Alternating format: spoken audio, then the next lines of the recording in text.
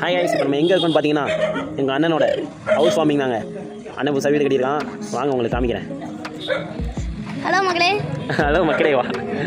Hi. இன்னைக்கு எங்கள் மாமா பால் காய்ச்சுறாங்க. புது வீடு கட்டியிருக்கோம். அங்கே இருக்கோம். ஹாய், பாய் பாய். எங்கள் மாமா கிட்ட தரேன்.